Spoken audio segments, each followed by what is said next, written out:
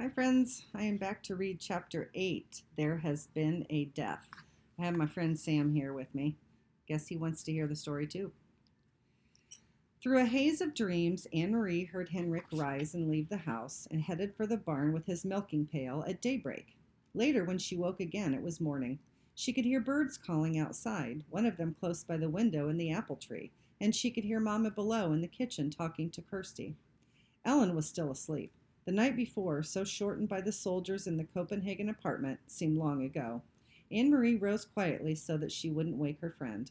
She pulled on her clothes and went down to the narrow, curved staircase to find her sister kneeling on the kitten floor, trying to make the gray kitten drink water from a bowl. Silly, she said. Kittens like milk, not water. I'm teaching this one new habits, Kirsty explained impatiently, and I have named him Thor, for the god of thunder. Anne Marie burst out laughing. She looked at the tiny kitten who was shaking his head, irritated at his wet whiskers, as Kirsty kept trying to dip his face to the water. God of thunder, Anne Marie said. He looks as if he would run and hide if there were a thunderstorm. He has a mother someplace who would comfort him, I imagine, Mamma said, and when he wants milk, he'll find his mamma. Or he could go visit the cow, Kirsty said. Although Uncle Henrik no longer raised crops on the farm, as his parents had, he still kept a cow who munched happily on the meadow grass and gave a little milk each day in return. Now and then he was able to send cheese into Copenhagen to his sister's family. This morning Anne Marie noticed with delight Mamma had made oatmeal and there was a pitcher of cream on the table. It was a very long time since she had tasted cream. At home they had bread and tea every morning. Mamma followed Anne Marie's eyes to the pitcher. Fresh from Blossom, she said. Henrik milks her every morning before he leaves for the boat. And, she added, there's butter too. Usually not even Henrik has butter, but he managed to save a little this time. Save a little from what? Anne Marie asked, spooning oatmeal into a floured bowl. Don't tell me the soldiers try to, relocate butter too? She laughed at her own joke. But it wasn't a joke at all, though Mamma laughed ruefully. They do, she said. They relocate all the farmers' butter right into the stomachs of their army. I suppose if they knew Henrik had kept this tiny bit, they would come with guns and march it away down the path. Kirsty joined their laughter as the three of them pictured a mound of frightened butter under military arrest. The kitten darted away when Kirsty's attention was distracted and settled on the window-sill.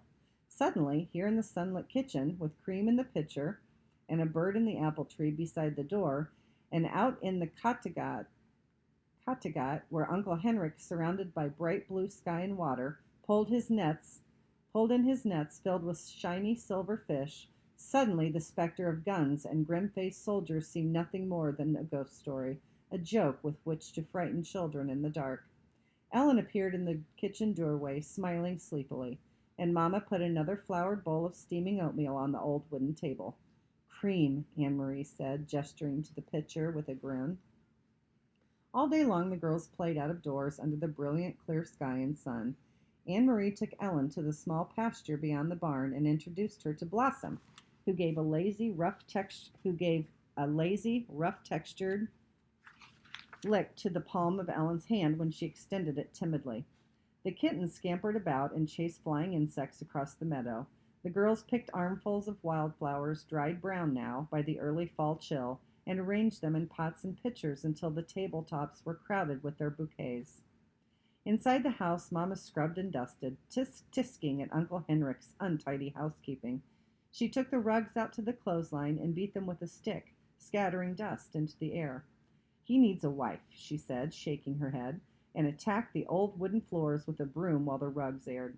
Just look at this, she said, opening the door to the little-used formal living room with its old-fashioned furniture. He never dusts, and she picked up her cleaning rags. Late in the afternoon, Uncle Henrik came home. He grinned when he saw the newly cleaned and polished house, the double doors to the living room wide open, the rugs aired, and the windows washed.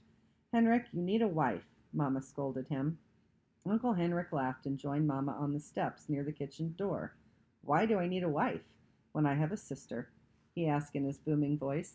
Mamma sighed, but her eyes were twinkling. And you need to stay home more often to take care of the house. This step is broken, and there is a leaking faucet in the kitchen, and Henrik was grinning at her, shaking his head in mock dismay. And there are mice in the attic, and my brown sweater has a big moth hole in the sleeve, and if I don't wash the windows soon, and they laughed together.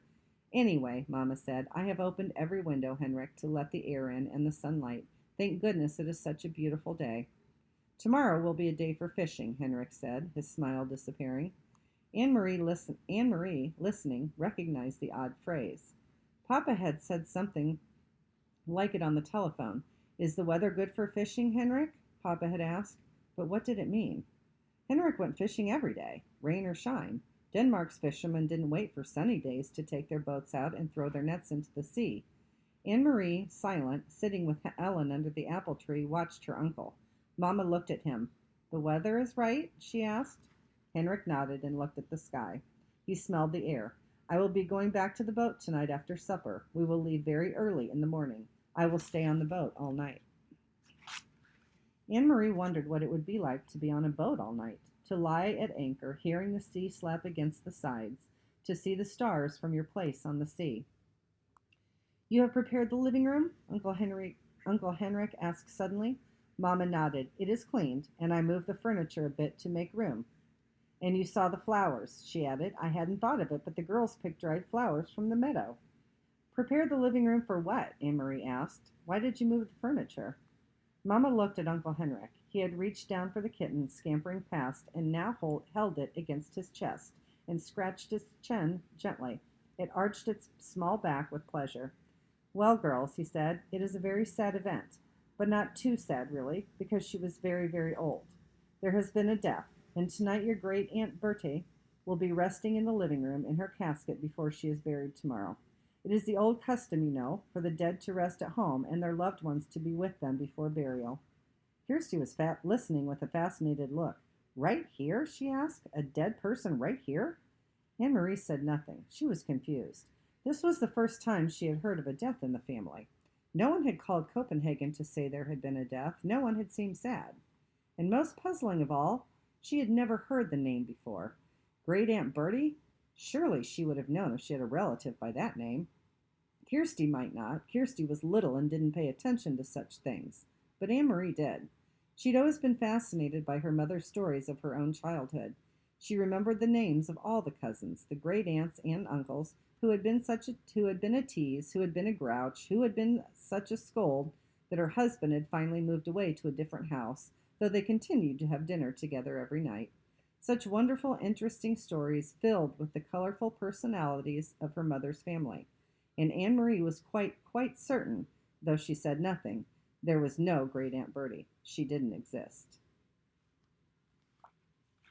All right, the next chapter is called Why Are You Lying? Have a great day, everybody.